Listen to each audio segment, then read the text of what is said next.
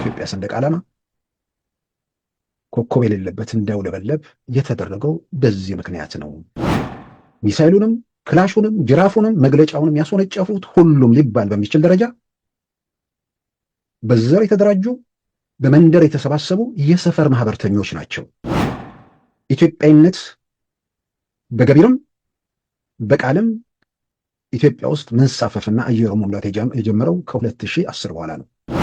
ውስጥ ያሉ ዘረኞች የሚፈተን መንግስት፣ እንደዚህ አይነት ዘረኞች ደግሞ ከሰንደቅ ዓላማው ጋርም ጸብ ጭምር ያላቸው ዘረኞች መሆናቸው በዚህ የተነሳ በተለያየ መንገድ ብዙ ችግሮች ታልፏል። ኢትዮጵያዊነት እኮ ሲገፋ ነው የኖረው። ኢትዮጵያዊነት እኮ እንደ ወንጀል የሚታይበት ስርዓት ውስጥ ነው ያለፍነው። ኢትዮጵያ የሚለው ስም ራሱን የቀፋቸው ሰዎች ናቸው ኢትዮጵያን ሲመሩ የነበሩት ሀገሪቱ የሚሉ ሰዎች። ስለዚህ የዛን ጊዜ በአንድ በኩል የሸኔን ባንዲራ፣ በሌላ በኩል የኢትዮጵያ ሰንደቅ ዓላማ የውዝግብ የክርክር ትሎች እንዳንባሩ ይታወቃል። የኢትዮጵያ መንግስት የፓርቲ ባንዲራ መውለብለብ የለበትም የሚል መግለጫ ሲያወጣ በነ ጀዋር በኩል የጠቅላይ ሚኒስትር አብይ መንግስት 8 ዓመት የተወጋው በኢትዮጵያ አጀንዳ በኢትዮጵያዊነቱ አጀንዳው ነው። የት በተለይ ሰሞኑን ከፍተኛ ደረጃ በጉጉት ሲጠብቁ ነበር። እንግዲህ ጉጉት ውስጥ አስገራሚ ነገር እነ ጀዋርም ጓግቼ ጠበቅኩ የሚል ነገር ሲናገር ነበር። ሰዎች ተገርመዋል። እኔ በግሌ አልገረምም። በየትኛውም ጉዳይ ላይ መንጠልጠል ነው የኢትዮጵያ ፖለቲካ። ዛሬ አብረው ከጀዋር ጋር የሚሰሩ ኃይሎች ራሱ ጀዋርም ከነሱ ጋር መስራቱ እነሱም ከጀዋር ጋር መስራታቸው የግራ መጋባት የመርህ አልባነት መሆኑ እንደተጠበቀ ሆኖ ዛሬም በየትኛው ነገር ላይ ለመንጠልጠል መዘጋጀታቸው የዛው ውጤት ነው። ምናልባት በየትኛው መንገድ ቢተረጎም ግን 11ኛ ሰዓት የሚለውን ነገር ኢትዮጵያ ድቅድቅ ጨለማ ውስጥ ነበረች። እኩለ ሌሊት ላይ ነበረች።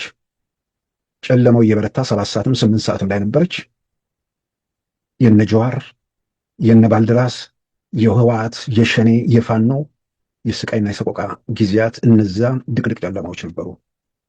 ከጉድቅት ሌሊት ወደ 11 ሰዓት በማምጣት ረገድ ዝም ብሎ የመጣ ነገር አይደለም። ዋጋ ተከፍሎበታል። ህይወት ተከፍሎበታል። የኢትዮጵያ የሀገር መከላከያ ሰራዊት የጸጥታ ኃይሎች ወጥተዋል፣ ወርደዋል፣ መስዋዕትነት ከፍሎበታል። የኢትዮጵያ መንግስት ሰርቶበታል። በየሰፈሩ በየመንደሩ ያለ ዘረኛ ተቆንጥጦ ባለሚሳይሎቹም አደብ ገዝተው ከጨለማው ከድቅድቅ ጨለማው ኢትዮጵያ ለመውጣት የቻለችበት ሁኔታ ዝም ብሎ የመጣ ሳይሆን በመስዋዕትነት ነው 11ኛ ሰዓት ላይ ተደረሰው። አሁንም እዚህ ጉዳይ ላይ ቀጥታ ቴዲኒ ይሄንን አለ የሚል ነገር ላይ ለመደምደም በግሌ ይቸገራል። በዘፈኑ ላይ ተብሏል። በዘፈኑ ላይ ሲገለጽ ግን የኢትዮጵያን መንግስት ነው ወይ የሚለውን ለመተጎም እውነት ለመናገር መሬት ላይ ኢትዮጵያ ውስጥ ያለው እውነታ የሚያነብ ማንም የፖለቲካ ግንዛቤ የሌለው ሰው ሁሉ ኢትዮጵያ ውስጥ አሁን ስልጣን ላይ ያለው መንግስት ኢትዮጵያዊነት የሚገፋ ነው የሚለውን ነገር ማን ጤነኛ ሰው ሊያምን ይችላል? ኢትዮጵያዊነት ምንድን ነው? ኢትዮጵያዊነት መገፋት ከሆነ ኢትዮጵያ የሚል አጀንዳ በማውለብለብ ኢትዮጵያ የሚል ዓላማ በመያዙ አይደለም እየተገፋ እየተተኮሰበት ሚሳይሉም ክላሹም ጅራፉም እየጮህበት ያለው ይሄ መንግስት። ኢትዮጵያዊነት ከ1983 እስከ 2010 ኢትዮጵያ ውስጥ ኢትዮጵያዊነት የነበረበትን ሁኔታና ደረጃ በደንብ የምናውቀው ነው። ባጭሩ በአደባባይ የሚታዩ ነገሮች ለመግለጽ ኢትዮጵያ ውስጥ ኢትዮጵያዊነት በገቢርም በቃልም ኢትዮጵያ ውስጥ መንሳፈፍና አየሩ መሙላት የጀመረው ከ2010 በኋላ ነው።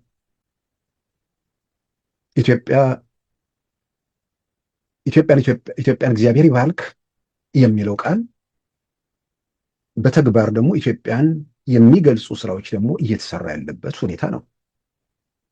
ስለዚህ ኢትዮጵያ ውስጥ ያለው ይሄ አሁን ስልጣን ላይ ያለው መንግስት ከኢትዮጵያዊነት ጋር ፍቺ ወይ ደግሞ ርቀት የፈጠረው ወይ ደግሞ ኢትዮጵያዊነት እንዴት እንደተገፋ በግሌ ባስበው ባወጣ ባወርደው ሊታይ ሊጨበጥ የሚችል ነገር የለም።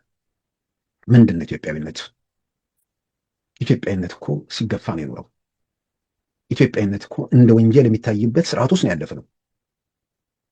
ኢትዮጵያ የሚለው ስም ራሱን የቀፋቸው ሰዎች ናቸው ኢትዮጵያን ሲመሩ የነበሩት ሀገሪቱ የሚሉ ሰዎች። ከዛ ሁኔታ ውስጥ ወጥተን በአደባባይ ኢትዮጵያዊነት ታውጆ በተግባርም ኢትዮጵያዊነት መንገድ ላይ እየተጓዘ ያለ መንግስት መጀመሪያ የተተኮሰበት ምን ስለፈጠረ ነው? ኢትዮጵያ የሚል አጀንዳ ስላውለበለበ አይደለ እንዴ? ሌላ ታምር እኮ አያስፈልግም። በዚህ በዲጂታል ዓለም 2010 መጨረሻና 2011 መጀመሪያ አካባቢ የትግራይ ቴሌቪዥን፣ ድምፀ ወያኔን፣ ኦኤምኤን ቴሌቪዥንን እና በአብዛኛው ያን የነበሩ መገናኛ ብዙሃን ላይ የሚወጡ መግለጫዎችን ማየት ነው። አህዳዊ መንግስት ኢትዮጵያ ውስጥ መጣ ነው። የንጉሱን ስርዓት ሊመልስ የመጣብን መንግስት ነው ሲባል የነበረው። በጎም ይሁን መጥፎ የኢትዮጵያ መሪዎች ኢትዮጵያውያን ናቸው፣ የኢትዮጵያ መሪዎች ናቸው። ስለዚህ ታሪካቸውን በአንድነት ፓርክ እና አፄ ምኒልክ የአንድነት ፓርክ ሲመረቅ የአፄ ምኒልክ ቤትና የቀደሙ ቅርሶች ቤተ መንግስት ውስጥ በክብር ሲያዙ የግብር አዳራሹ ለስራ ሲውል አፄ ምኒልክ መቃብር ፈንቅለው ዙፋን ላይ የተቀመጡ ያህል እነ ጀዋር ተንዘፈዘፉና አኖሌ ሄደው ጠቅላይ ሚኒስትሩን ሲቃወሙ ሁላችንም በዚህ ምድር ላይ የነበረን ሰዎች አለ እንዴ? የጠቅላይ ሚኒስትሩ ወንጀል በብሔርተኞቹ አካባቢ ምንድን ነው? ኢትዮጵያ ከሚለው ነገር ጋር መያያዝ አይደለ እንዴ? እዚህ ኢትዮጵያ ውስጥ ደስ ያለን ቀን የራሳችንን ጎጆ ለመውጣት የምንችልበት የፖለቲካ ስርዓት ቲፒኤልኤፍ አበጃጅቷል። ከዚህ ጋር የሚፈጠር ግጭት፣ ከዚህ መስመር የሚደረግ የትኛውም እንቅስቃሴ ተቀባይነት የለውም በሚል እነ ሸኔ መተኮስ ጀመሩ። እነ ጀዋር አዲስ አበባን መረበሽ ጀመሩ። ቲፒኤልኤፎች መቀሌ ሆኑ ሲያወጡት የነበረው መግለጫ ግልጽ ነው። ሸኔ ንጹሐንን ሲገድል ዛሬ ፋኖ ሆኖ የወጣው ኃይል ያኔ የመብት ተሟጋች የንጹሐን ተከራካሪ እንደዛ አድርጎ ያን የሚመለከቱ ሰዎች እንኳን ቢኖሩ ዛሬ ላይ ያ ኃይል ከገዳይ ጋር እንዴት ያብር እንደነበር ዛሬ ከፈጠሩት ትብብር ተነስቶ መናገር የሚቻልበት ሁኔታ አለ። ስለዚህ የጠቅላይ ሚኒስትር አብይ መንግስት 8 ዓመት የተወጋው በኢትዮጵያ አጀንዳ በኢትዮጵያዊነቱ አጀንዳው ነው። ሚሳይሉንም ክላሹንም ጅራፉንም መግለጫውንም ያስወነጨፉት ሁሉም ሊባል በሚችል ደረጃ በዘር የተደራጁ በመንደር የተሰባሰቡ የሰፈር ማህበርተኞች ናቸው። የትኛው ኢትዮጵያዊ ድርጅት ነው ኢትዮጵያ ምድር ላይ መሳሪያም ይዞ ሌላም ነገር አድርጎ እየተቃወመ መናቀው? የኢትዮጵያን ጀግኖች የጋራ ተጋድሎ የአድዋ ታሪክ ነው። አድዋ አዲስ አበባ ከተማ ላይ ግዙፍ ህንፃ የተሟላ ታሪኩን የተሰበሰበበት ጀግኖቹ ሐውልታቸው የቆመበት የትኛውም የዓለም መሪ የትኛውም እንግዳ ሲመጣ የሚጎበኘው የሚያየው ስፍራ ነው አድዋ። ኢትዮጵያዊነትን ለመግለጽ ከዚህ በላይ የኢትዮጵያ ጀግኖችን ከመወደስ በላይ የኢትዮጵያን ታሪክ ከማጉላት በላይ ኢትዮጵያዊነት አለ? ኢትዮጵያዊነት ምንድን ነው? ከዚህ ውጭ ከኢትዮጵያዊነት ጋር ግጭት የፈጠረ የመንግስት ግጭት ሲፈጥር ታይቶ ይታወቃል? በቃሉም በተግባሩም ኢትዮጵያዊነትን እያውለበለበ እየተጓዘ ያለ ኃይል ነው። የትኛው ኢትዮጵያዊነትን የተገፋው? ኢትዮጵያዊነትን የገፋው ቲፒኤልኤፍ ነው። ኢትዮጵያዊነትን የገፋው ሸኔ ነው። ኢትዮጵያዊነትን የገፋው ፋኖ ነው። ኢትዮጵያዊነትን የገፉት ሌላ በመግለጫ ምናምን የሚወራወጡ ኃይሎች ናቸው። ዞሮ ዞሮ ማንም ለማንም ይሁን ለምን ግን በዚህ መንገድ ለመተርጎምና ለመተንተን የሞከሩ ሰዎች የሰዎችን ማሰብ፣ የሰዎችን የማገናዘብ፣ የሰዎችን የመረዳት ችሎታ ጥያቄ ውስጥ ማስገባት የለባቸውም። 8 ዓመት ምን ተከናወነ የሚለውን ነገር ማንም ሰው ሲያይ 8 ዓመት ኢትዮጵያ ውስጥ ያለው መንግስት የተፈተነው የተወጋው ስልጣን በኢትዮጵያዊን በሚያውለበልበው ኢትዮጵያዊ አጀንዳ ነው። እዛ ውስጥ የስልጣን ጥያቄ ደግሞ አለ። ምን ጥያቄ ውስጥ ሊገባ ነገር አለ? በኢትዮጵያዊነቱ ይወጉታል፣ ስልጣኑንም ይፈልጋሉ። ኢትዮጵያዊነት ምንድን ነው? ለኢትዮጵያ ቀናኢ መሆን አይደለም? ኢትዮጵያን ከኋላ ቀርነት ከድንቁርና ማፋታት ከድህነት ማውጣት በየትኛውም መንገድ ዓለም ወደ ደረሰበት ደረጃም በቁጭት መራመድ አይደለም? 8 ዓመታት ውስጥ ኢትዮጵያ ውስጥ ምንድን እየተሰራ ያለ? ምንድን ነው እያየን ያለ ነው? በከተሞች ላይ አዲስ አበባ ላይ የሚሰሩ ነገሮች፣ በክፍለ ሀገር ከተሞች የሚሰሩ ነገሮች፣ በቱሪዝም እንቅስቃሴ ላይ የፈጠረው በማዳበሪያ ፋብሪካ፣ በጋዝ ፋብሪካ መጠን ሰፊ ፕሮጀክቶች በኢትዮጵያ በየትኛውም አቅጣጫ እየተካሄዱ ነው። በቁጥር ጨዋታ ሀገሪቱ ተላቃ በእውቀት በችሎታ የሚመሩ ልጆችን ለማምጣት የትምህርት ስርዓቱን በመከለስ በማዘመን በእውቀት ላይ የተመሰረቱ ልጆች ለማውጣት እየተከፈለ ያለው ዋጋ ኢትዮጵያዊነት ከዚህ በላይ ሊገለጽ ይችላል? ትውልድ ላይ ከመስራት በላይ ኢትዮጵያዊነት ይገለጻል? በአርቲፊሻል ኢንቴሊጀንስ በዲጂታል ዓለም ኢትዮጵያ ውስጥ ዛሬ ኢትዮጵያ ውስጥ የሚታየው ሁኔታ በዚህ በአጭር ጊዜ ቴክኖሎጂ መርታ ሀገር ውስጥ ሲታይ ስለ ሀገሩ ቁጭት የሌለው ሀገራዊ ራዕይና ሀገራዊ ህልም የሌለው በመንደርና በሰፈር የታጠረ እንዲህ አይነት ነገር ሊያደርግ ሊሰራ ሀገር ሊለውጥ ይችላል? በህይወት በመስዋዕትነት በብዙ ሲቀባበል የመጣም ታሪክ መሆኑን ቢያንስ ከአድዋ ባሻገር የኢትዮጵያ የሀገር መከላከያ ሰራዊት ተብሎ የሚከበር በዓል ቲፒኤልኤፍ መከላከያ ሰራዊት ብሎ 1988 ካዋቀረበት ጊዜ ጀምሮ 89 92 እያለ በዓል ያከብር ነበር። የኢትዮጵያ ታሪክ ኢትዮጵያን አጽንተው ያቆሙ ደማቸውን ያፈሰሱ የዘመናዊ ኢትዮጵያን የመሰረቱ የኢትዮጵያ የጦር አዛዦች የጦር መሪዎች ኢትዮጵያ ከ1900 ጀምሮ ከመጀመሪያው የሀገር መከላከያ ሚኒስትር ወይ ደግሞ የጦር ሚኒስትር ጀምሮ ታሪካቸው ተከትቦ የኢትዮጵያ የመከላከያ ሰራዊት ታሪክ 119ኛ ነው የሚል ምዕራፍ ላይ ደረስ ነው። ኢትዮጵያዊነትን ዝም ብሎ ድንገት የሆነ መንገድ ላይ የተጀመረ ነገር ሳይሆን የረዥም ጊዜ ታሪክ። ኢትዮጵያ ዘመናዊ መከላከያ ሰራዊት ስትገነባ ነፃ ያልወጡ ሀገሮች ነበሩ አይደለም። በዛን ጊዜ ነፃ የወጣ ሀገር በዓለም ላይ አልነበረ፣ አፍሪካ ውስጥ አልነበረም። የኢትዮጵያ የሀገር መከላከያ ሰራዊት ላይ ታሪክ የሰሩ ዘመናዊ ግዙፍ የኢትዮጵያ ሀገር መከላከያ ሰራዊት ህንፃ ተገንብቶ እነዛው የጦር ሚኒስትሮች ከነርሱ ጀምሮ እስካሁን ድረስ ያሉት ኢትዮጵያ በአፄ ኃይለ ሥላሴ የመጡትም በደርግ ጊዜ የነበሩትም በኢህአዴግ ጊዜ የነበሩትም አሁን ያሉት ድረስ ሁሉም ተከትቦ ተቀምጧል። ታዲያ ኢትዮጵያዊነትን በዚህ ደረጃ በቃልም በተግባርም እየሰራ ያለ መንግስት ኢትዮጵያዊነት ተገፋ ሲባል ኢትዮጵያዊነት ምንድን ነው? ሌላ የማናውቀው ወይስ የማንረዳው ሌላ ኢትዮጵያዊነት አለ? እና ይህንን እንዳልኩት የኪነ ጥበብ ሰዎች በራሳቸው መንገድ ብለዋል። ግን የብሶት ካምፑ ይህንን በዚህ መንገድ እየተነተነው ስለሆነ በዚህ መልክ የተረዱ ካሉ በዚህ መልክም ተጽፎ ከሆነ እውነት ለመናገር በዚህ መንገድ የሚያስረዱ በዚህ መንገድም የጻፉ ማፈር የሚለው ከሚገልጸው በላይ መሸማቀቅ አለባቸው። ኢትዮጵያዊነትን ኢትዮጵያ መንግስት ገፍቷል ብሎ ካሰቡ ማለት ነው። ሌላው የሰንደቅ ዓላማ ጉዳይ ነው።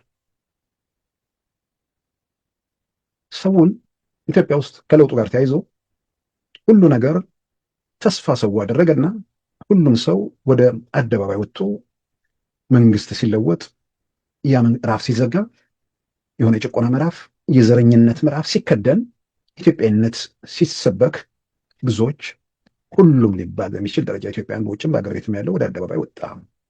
ኢትዮጵያን ፖለቲካ መከታተል ጀመረ። መከታተል ሲጀምር ደግሞ ኢትዮጵያ ውስጥ ደግሞ ነፃነቱ የኢንተርኔት ነፃነትንም ለቀቀው። ስለዚህ የዛን ጊዜ ያኮረፉ እየተቆጡ ዘረኞቹ ሲረብሹ የዘረኞቹ ረብሻ ለምን እንደሆነ እየታወቀ ዘረኞቹን የማይነካው እነ ጀዋር የማይታሰሩት እነ ሸኔ ምንም የማይባሉት ስልጣን ላይ ያለው አካል በተለይም ጠቅላይ ሚኒስትሩ በሀሳብ ከነሱ ጋር ሚስማሙ ነው የሚል በሌላ ወገን ፕሮፓጋንዳ ይነዛ ነበር። ለሚጠይቅ ለሚመረምር ሰው ስልጣን ላይ ወጥቶ ከዳር እስከ ዳር ኢትዮጵያን የተቀበሉት ሰው ስልጣኑን በዛ መድረጃ የሚፈትን አካል ጋር እንዴት ተስማምቶ በጋራ ይህን ያደርጋል የሚል ጥያቄ የለም። ይልቁኑ ደግሞ በፖለቲካ ገና መሬት ያልረገጠ በፓርቲ መዋቅር በጸጥታው መዋቅር ውስጥ በመጉ እግሩን በደንብ ያልሰደደ ኃይል ከመሆኑ ጋር ተያይዞ ዛሬ ላይ ቆሞ የኦፒዲዮ መዋቅር በነ ጀዋር ተጠልፎ በኋላ ላይም ዶክተር ለማም ልዩነታቸውን በአደባባይ ስላሳወቁ ያኔ ጠቅላይ ሚኒስትሩ መንግስት ምን ያህል ፈተና ውስጥ እንደነበር ዛሬ ላይ ቆሞ የሚጠራጠር ሰው ያለ አይመስለኝም። የልዩነታቸው መንስኤ ዶክተር ለማ በአደባባይ ገልጸዋል። ኢትዮጵያ ከሚለው ነገር ጋር አለመጣጣሙ ነው። እርግጥ ነው ኢትዮጵያዊነት የሚለውን በእሳቸውን በአደባባይ አውለብልበዋል። ከኢትዮጵያ ጋር ተቃውሟቸውን አልገለጹም። ነገር ግን መጀመሪያ ኦሮሞ ጉዳይ ማለቅ አለበት፣ ኦሮሞዎች መሰብሰብ አለብን፣ ከዛ በኋላ ነው ስለሌላው ነገር ሀገር አቀፍ ፓርቲ መመስረት ያለብን። ስለዚህ በዚህ ምክንያት ከጠቅላይ ሚኒስትሩ ጋር ስላልተስማማው ተለያዩ አሉ እና ያ ጊዜ ስልጣን ላይ ያለው አካል ምን ያህል ከባድና ፈተና እንደነበር ማንም ሰው መገመት የሚችለው ነገር ነው። በዛን ወቅት ይሄ ግርግር ምናምን ሳይጀመር ኢትዮጵያ ውስጥ ሰንደቅ ዓላማ ከእስር ቤት ተለቀቀ። እንዳልኩት ብዙዎች ሂደቶችን ይከታተሉ ስላልነበር ከዛ በፊት ሰንደቅ ዓላማው መብትና ነፃነት በኢትዮጵያ ውስጥ እንደነበሩ አድርገው ሊመለከቱ ይችላሉ። ሰንደቅ ዓላማው በአዋጅ በኢትዮጵያ ውስጥ ምልክት የሌለበትን ሰንደቅ ዓላማ ኢትዮጵያ ውስጥ ማውለብለብ በቲፒኤልኤፍ ዘመን ወንጀል ሆኖ ተደንግጎ ማንም ሰው ሰንደቅ ዓላማው ላይ ምልክት ከሌለበት ማለትም ኮከብ ከሌለበት ማውለብለብ አይችልም ነበር። ለአንዳንዱ እንዲህ ተብሎ ሲነገረው አንዳንዴ ይህ ሁሉ ሰው ነው የኢትዮጵያን ጉዳይ ማይከታተለው ብዬ ይገረማለሁ። በአንዳንድ ጉዳይ ላይ ተነስቶ እንዲያን ነገር ሲነሳ እንዲህ ወያኔ ባንዲራ ከልክሎ ነበር የሚል ሰው አለ። ወያኔ ባንዲራ መከልከሉን ሳያውቅ ግን ጠቅላይ ሚኒስትር አብይ ባንዲራ ከለከለ ብሎ ደግሞ ሲቃወም ኖሯል። ግን ያ አዋጅ በሕግ ሳይሻር ኢትዮጵያ ውስጥ ለውጡ ሲመጣ የኢትዮጵያ ሰንደቅ ዓላማም ተፈታ። በየትኛውም አቅጣጫ ኢትዮጵያን በነፃነት ማውለብለብ ጀመሩ። የኦሮሞ ነፃነት ግንባር ሁሌም እንደምገልጸው የኦሮሞ ወጣቶች ከቲፒኤልኤፍ ጋር ሲፋለሙ ከመግለጫ ያለፈ በወንጭፍ አስወንጭፎ አንድ ነገር ማድረግ ያልቻለ ኃይል በክብር በአውሮፕላን ከገባ በኋላ ከመተኮሱ በፊት የመጀመሪያ ረብሻው ደጋፊዎቹን በማሰማራት የአዲስ አበባ ጎዳና ላይ የኦነግን ባንዲራ መቀባት ምናምን። ከዛ በኋላ ቡራዩ አካባቢ የፈጸሙት ጭፍጨፋ በቅንጅት ኦፒዲዮ መዋቅር ውስጥ ካለው ኃይል ጋር በመሆን ማለት ነው። ዛሬ ላይ መለስ ብሎ ለማስታወስ ከነጀዋርም እውቅና ውጭ አይደለም። ዛሬ እነጀዋር ካምፕ ውስጥ ያለው አሉላ ሰለሞን ያን ጭፍጨፋ ተከትሎ ማህበራዊ ገጹ ላይ በጣም ዝነኛ ነበር፣ ብዙ ሰው ሼር ያደረገው። ተጋሮች ተረጋጉ፣ እዛ አካባቢ ላይ የትግራይ ተወላጆች ላይ ምንም ነገር እንዳልደረሰ ከጀዋር አረጋግጫለሁ። ስለዚህ የሚገደለው ምን የሚለው ተወቅዶ ተወስኖ ምናምን ነበር ማለት ነው። ወይ ደግሞ ያንን በተመለከተ እነ ጀዋር የተሟላ መረጃ ነበራቸው ማለት ነው። ስለዚህ የዛን ጊዜ በአንድ በኩል የሸኔን ባንዲራ፣ በሌላ በኩል የኢትዮጵያ ሰንደቅ ዓላማ የውዝግብ የክርክር ትሮች እንዳንባሩ ይታወቃል። የኢትዮጵያ መንግስት የፓርቲ ባንዲራ መውለብለብ የለበትም የሚል መግለጫ ሲያወጣ በነ ጀዋር በኩል የመጣው ህጋዊ መከራከሪያ አረንጓዴ፣ ቢጫ፣ ቀይ ኮከብ የሌለበት ነገር በኢትዮጵያ ህገ መንግስት መሰረት ወንጀል ነው፣ ስለዚህ እሱ መውለብለብ የለበትም የሚል መከራከሪያ ነበር። የኢትዮጵያ መንግስት ይህን ማለፍ የሚችልበት ሁኔታ አልነበረም። ገና በሙሉ አቅሙ መሬት ያረገጠ መንግስት፣ ከውስጥ ኦፒዲዮስ ባሉ ኃይሉ ሰዎች ጭምር እየተፈተነ ያለ መንግስት፣ በዋናነት መቀሌ ያገባው ኃይል ሚሳይል ይዞ በሚያስፈራራበት ሰዓት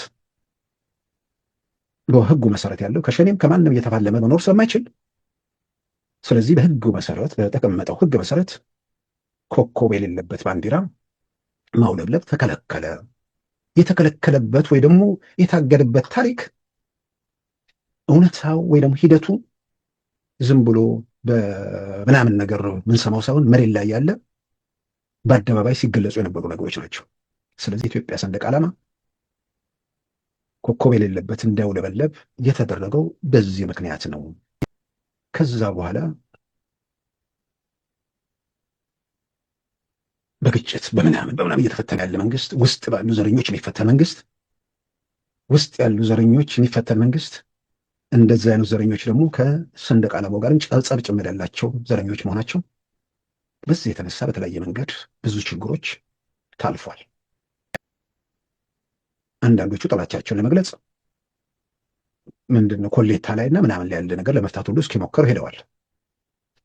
በቅንነት በኃላፊነት ነገሮችን የሚመለከት ሰው ዛሬ ከጥለት ላይ ወይ ከምናምን ላይ አንሱ የሚባል ነገር አለ። የዘረኛው ካምፕ የተሰገሰገው እሱ እየተመታ እየሟሸሸ ሲሄድ ህግና ስርዓትን በአግባቡ ማስከበር የሚቻልበት ሁኔታ ሲፈጠር፣ መንግስት ጡንቻው ሲፈረጥም ዛሬ ከኮሌታ ላይ አንሳ ከቀሚስ ላይ ፍታ የሚባል ነገር የለም። በተግባርም በድርግ ምንድን ነው በቃልም ኢትዮጵያ ውስጥ የሚሰሩ ስራዎች ስለ ኢትዮጵያዊነት የሚሰሩ ስለ ኢትዮጵያዊነት የሚደረገው ኢትዮጵያዊ ህልም ይኖሮት ኢትዮጵያዊ ዓላማ ኖሮት በኢትዮጵያ እንትን ላይ የሚጓዝ ሰው ከኢትዮጵያ ሰንደቅ ዓላማ ከኢትዮጵያዊነት ጋር ግጭት እንደሌለባቸው በመጣንበት መንገድ በተጓዝንበት ሁኔታ ላይ ለማንም ግልጽ ነው። ምናልባት መለስ ብሎ ለማስታወስ ከተፈለገ ባንዲራ ጨርቅ ነው ያሉት እነማን እንደነበሩ ለእነዚህ ሰዎችም ምናልባት አንዳንድ ሰው እኮ በቅንነት ስለማያውቅ ምናምን ሊሆን ይችላል። ከመነሻው ሲመጡ ባንዲራ ጨርቅ ነው ብለው አጣጥለው የጀመሩት እና አቶ መለስ ዜናዊ ነበሩ። ዋናው ነገር ከባንዲራ በስተጀርባ ያለው ነገር ነው። ከጨርቁ ጋር ምንም አይነት ጠብ የለም። በሚቀጥለው መድረክ የኢትዮጵያ ሕዝብ ከዚህ የተለየ ባንዲራ የሚፈልግ ከሆነ የራሱ ጉዳይ ነው። የባንዲራ ጥያቄ የጨርቁ ጥያቄ ለኛ ኢምንት ጥያቄ ነው። አስታውሳለሁ በወቅቱ ይህን ትልቅ ተቃውሞ ከቀሰቀሰ በኋላ ታዲያ ጨርቅ ነዋ ምናምን የሚል መከራከሪያ ይመጣ ነበር። ፕሮፌሰር መስፍን በአንድ መድረክ ላይ ጥሩ አድርገው ገልጸውታል። መስቀል ብረት ነው፣ እንጨት ነው፣ ወርቅ ነው። መስቀሉን አንድ ሰው እያየት ብረት ነው አይልም፣ ወርቅ ነው አይልም፣ እንጨት ነው አይልም። ሰንደቅ ዓላማም እንደዛ ነው። ሰንደቅ ዓላማ እያየ ጨርቅ ነው የሚል የለም።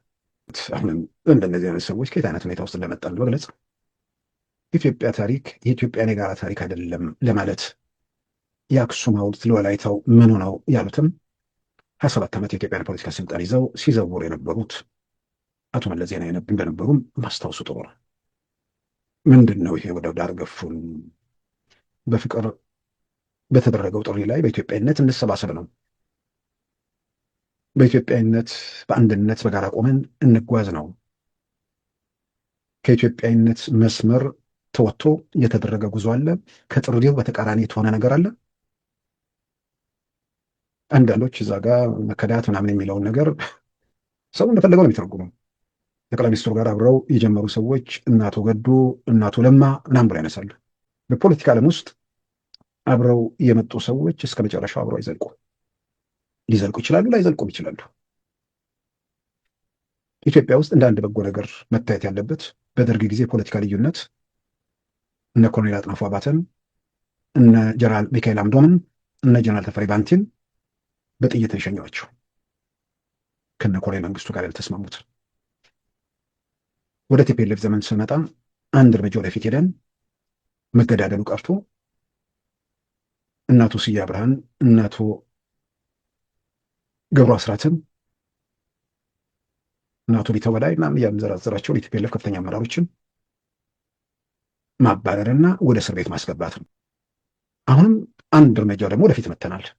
የፖለቲካ ልዩነት የፈጠሩ ሰዎች አልተገደሉም፣ አልተባረሩም፣ በክብር በሰላም ወጥተዋል። ቀደም ሲል የዶክተር ለማን ተናግሬያለሁ። ጠቅላይ ሚኒስትሩና ቡድናቸው ኢትዮጵያ ከመጣችበት ቅርቃር ልትወጣ የምትችለው በሀገራዊ ዓላማ ዙሪያ በኢትዮጵያዊነት ስንደራጅ ብቻ ነው የሚል መንገድ ይዘው እየገፉ ነው። ዶክተር ለማና ቡድናቸው ደግሞ እዛ ጋር ገና አልደረስን፣ መጀመሪያ እንደ ኦሮሞ መሰባሰብ አለብን አሉ። እዚህ ጋር ልዩነት ተፈጠረ። ይህንን ዶክተር ለማ በቮይስ ኦፍ አሜሪካ ላይ የተናገሩትን ለማለት ነው። ስለዚህ ልዩነት ፈጠሩ። ልዩነቶቻቸው ግን ወደ ሞትም ወደ እስርም አልወሰዳቸው፣ ከፓርቲ ወጡ። ዶክተር ገዱ አንዳርጋቸው ደግሞ ራሳቸው በአደባባይ ያወጁት ጠቅላይ ሚኒስትር አብይን ከስልጣን ለማውረድ ሲዶልቱ ቆይተው ከመካከላችን አንዱ ወደ ደባይ ሄዶ አጋለጠ። ከዛ በኋላ ተራ በተራ ይመታን ጀመር አሉ። እንደውም ጠቅላይ ሚኒስትሩ እዚህ ጋር መፈንቅለ መንግስት ያመሰበብህን ሰው በስልጣን በህልውና ላይ የመጣን ሰው ከስልጣን ሸኝቶ ብቻ እንትን ማለት መገረም ነው የሚገባው እንጂ ለምን እነዚህ ሰዎች ሄዱ ብሎ ተብሎ ጥያቄ ይነሳል። ግን ማን ነው ተሰብስቦ እነሱ መሀል ይዘው ወደ ዳር የተገፋው ማን ነው? በግልጽ የምናውቀው መሀል ላይ የነበረው ቲፒኤልኤፍ ነው፣ ተገፍቷል። ግን በጥሪው የመጣ ሰው ኃይል ስላልሆነ ደግሞ ቲፒኤልኤፍ ማለት አይቻልም። ስለዚህ እነማን ናቸው መሀል መጥተው ተጥሪ ተደርጎላቸው እነሱ መሀሉን ይዘው ወደ ዳር የተገፋው ማን ነው? ምናልባት ኢትዮጵያ ውስጥ እየተካሄደ ካለው የልማት እንቅስቃሴ ጋር በተያያዘ ሰው ከመሀል ከተሞች ወደ ዳር እየተገፋ ነው ከሚለው ጋር የተያያዘ ሊሆን ይችላል። እዚህ ጋር ሁለት ነገሮችን ማንሳት ነው። አንደኛ ገፊው ሰፈር፣ ዘር፣ አካባቢ መርጦ ይሄ ማህበራዊ ሚዲያ ላይ ያለ ዘረኛ እንደሚያላዝነው የዛ ሰፈር ወይም የዚህ ሰፈር የዚህ ብሔር ወይም የዚያ ብሔር የሚባሉ ተለይቶ የፈረሰና የተባረረ ወይ ደግሞ ወደ ዳር የወጣ ኢትዮጵያ ያለ የመጀመሪያው መሰረታዊ ጥያቄ ነው። ሁለተኛ እነርሱ ተባረው ሌሎች ሰዎች ባለጊዜ ወይ ባለምን የሚባሉ ሰዎች በእነሱ መሬት ላይ ሰፈሩ ወይስ የኳስ ሜዳ የተለያዩ የልማት እንቅስቃሴዎች ታዩበት? ከዛ ውጭ ለሪል ስቴቶች የተሰጡ አሉ ለማዘመን። ሪል ስቴት ላይ የዚህ ወይም የዛ ብሔረሰብ የሚባል ሰው ነው ቤት የሚገዝ። ከዛ ባሻገር ወደ ዳር የወጡት ኢትዮጵያንን በተመለከተ ሰፈርም ዘርም ምንም አልተመረጠም። ሁለተኛ እነሱን ሸኝቶ በቦታቸው ለማንም ባለ ጊዜና ባለ ምናምን ሲሰጥ አላየንም። በሶስተኛ ደረጃ የሄዱት ሰዎች ሜዳ ላይ አልተጣሉ። የግል ቤትም የቀበሌ ቤትም ያላቸው ሰዎች ቢያንስ ከሚኖሩበት ቤት የተሻለ መኖሪያ ቤት ውስጥ እንዲኖሩ ተደርገዋል። ከሚኖሩበት አካባቢ መራቃቸው ብዙ ደግሞ ጉዳት አለው፣ የስነ ልቦና ጉዳት አለው። አስገራሚ ነገር የስነ ልቦና ጉዳት ተብሎ ገንዘብ ተመድቦ ደግሞ ተሰጥቷቸዋል። እና ጥያቄ መነሳት ያለበት ሰውን ለሆነ ለመነገድ ቦታውን ለሆኑ ነጋዴዎች፣ ለሆነ ዘራፊዎች፣ ለሆነ ምናምን ሰዎች ለመስጠት ተብሎ ነዋሪውን ተፈናቅሎ ሜዳ ላይ ተበትሎ ቢሆን እንዲህ ያለ ነገር ጥያቄ ማንሳት ይቻላል። በሌላ በኩል ደግሞ እነዚሁ ሰዎች ዜጎች ማለት ነው ሜዳ ላይ ሄደው ወድቀው ምናምን አይነት ነገር ቢሆን እንዲህ ያለ የምናነሳቸው ነገር። ከዛ ውጭ ሀገር ሲለማ ከተሞች ሲለወጡ በየትኛውም የዓለም ክፍል ላይ ብዙ ጊዜ የሚጠቀሰው እንደውም የኒውዮርክ ፓርክ ነው። ኒውዮርክ ከተማዋ መተንፈሻ ስለሌላት ሰዎች በሳምንቱ መጨረሻ ቀናት ከከተማ ወጥተው ወደ ኒው ጀርሲ ምናምን አካባቢ በተወሰነ ነገር የሆነ እንደው ነፋሻ ነገር እንኳን ለማግኘት እንደዛ የሚሉበት ሁኔታ እንደነበር፣ በኋላ ግን ከተማው መሀል ላይ ይህን ነገር ለመለወጥ በርካታ የመኖሪያ ሰፈሮች ፈርሰው ሰዎች ተፈናቅለው ግዙፍ የሆነ በከተማ መሀል ራሱን የቻለ ሀገር የሚያህል ፓርክ የተሰራበት ብዙ ጊዜ የሚጠቀሱ ናቸው ከልማት ጋር ተያይዞ የሚነሳ እና የሆነ ቦታ ላይ ከተማ እንዴት ልማ፣ ከተማ እንዴት ይዘምን፣ እንዴት ይለወጥ። ስለዚህ ይህን ለማድረግ ከተደረገው ነገር ላይ ይሄ ቢሆን ይሄ ቢደረግ የሚል ቅን የሆኑ ጥያቄዎች ቢኖሩ ጥሩ ነው። እነሱ መሀሉን ይዘው የገፉት የተገፋ ማን እንደሆነ እሱ ግልጽ አይደለም። በመጨረሻም አንድ ጥያቄ ማንሳት እፈልጋለሁ። ኢትዮጵያ መንግስት ላይ ቅሬታ ቴዲ አፍሮ ካለው አንዳንዶች እንደተነተኑት 11ኛ ሰዓት የሚባለው እየነጋጋ ያለው 11ኛው ሰዓት ከውጭ የሚመጣ ለውጥ የመፈለግ ከሆነ ከውጭ የሚመጡት የሚታይ በኢትዮጵያ ምድር ላይ ኢትዮጵያ አጀንዳ የሚያውለበልብ የታጠቀም ይሁን ምን ኃይል ኢትዮጵያ ውስጥ አለ ወይ ነው። በአንጻሩ ከኢትዮጵያ መንግስት በአንጻሩ የሚታዩ የተሰባሰቡ ቡድኖች ሸኔ፣ ፋኖ፣ ህወሓትና መሰል በዘር የተሰባሰቡ እንኳን ሀገር ከሰፈራቸው ባሻገር ማየት የማይችሉ ኃይሎች ስለሆኑ ስለዚህ የኢትዮጵያ መንግስት አለመውደድ መጥላት መብት ነው። የተሻለ ኃይል ኢትዮጵያ አጀንዳ ያለው ኃይል እስኪመጣ ደግሞ ኢትዮጵያ እንድትቀጥል ደግሞ በኃላፊነት መንቀሳቀስ ደግሞ ራሱን የቻለ ኃላፊነት የተመላበት ተግባር ነው ብዬ አምናለሁ። ከዚህ በመነሳት ፕሮፌሰር መስፍን ወልደ ማርያም ነፍሳቸውን ይማረውና በኢሳት ቴሌቪዥን ላይ ቃለ ምልልስ አድርግላቸው አፄ ኃይለሥላሴን በተመለከተ አንድ ነገር አንስተው ነበር። አፄ ኃይለሥላሴ ኢትዮጵያን ይወዳሉ አሉ። ስልጣናቸውንም ይወዳሉ። በስልጣናቸውና በኢትዮጵያ መካከል ውድድር ሲመጣ ስልጣናቸውን ያስበልጣሉ። አሁን ቴዲ በኢትዮጵያ መውደድና በዝና መካከል ምርጫው ሲመጣ ኢትዮጵያ ትበልጣለች ወይስ ዝና ይበልጣል የሚለውን መልስ የሚያስፈልገው ነገር ይመስለኛል።